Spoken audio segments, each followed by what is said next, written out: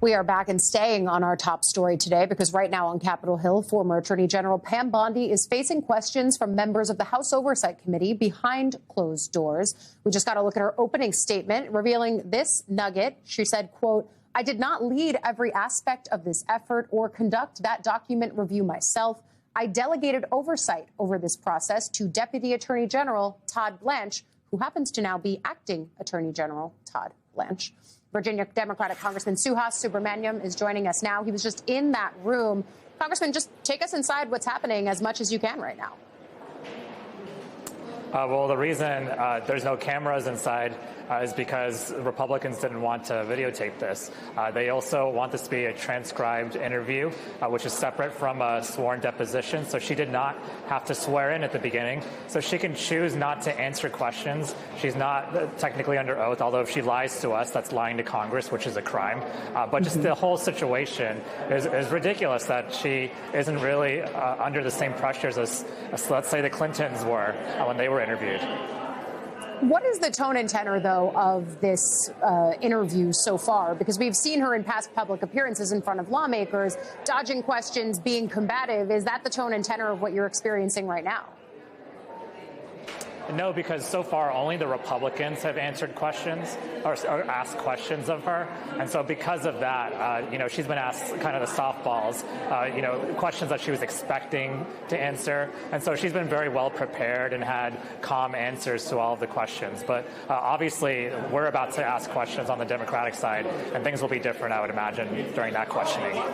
And so to that end, I was talking with your colleague, Congressman James Walkinshaw, this morning on my show, Way Too Early, about the things that he was interested in. It's everything from the release of the files, which she seems to be passing the buck to the Acting Attorney General Todd Blanche, which I think is notable, to the Ghislaine Maxwell deal that landed her in a minimum security prison. I wonder, are your interests the same? Are there other questions that you're interested in asking her too?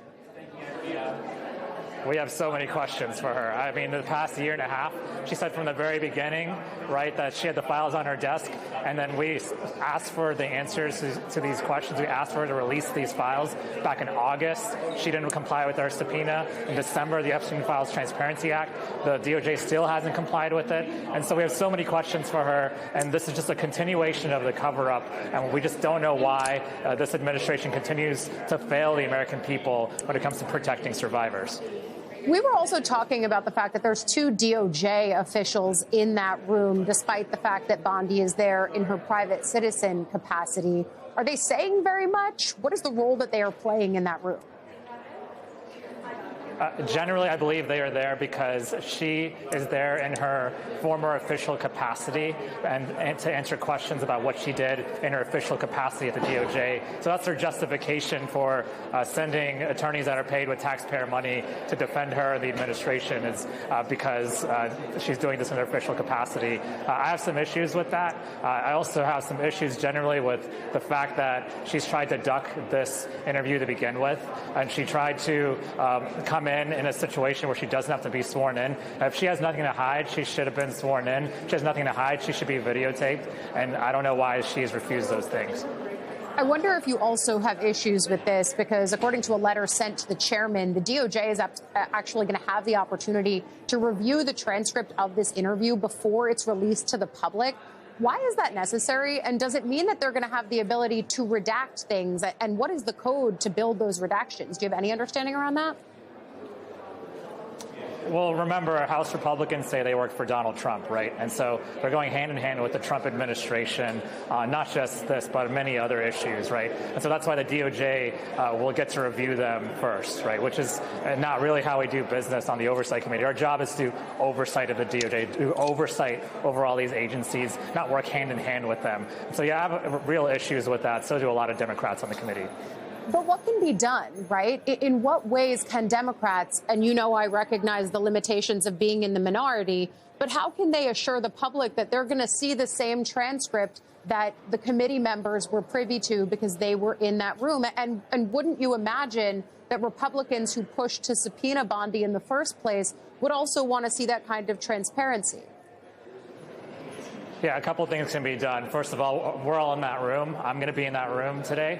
And so anything I see in the transcript that doesn't line up with what I heard, I'm certainly going to speak up about that. The second thing is we have Republicans who've joined us in supporting the subpoena to begin with. And if they are not satisfied either, we can work with them to issue further subpoenas.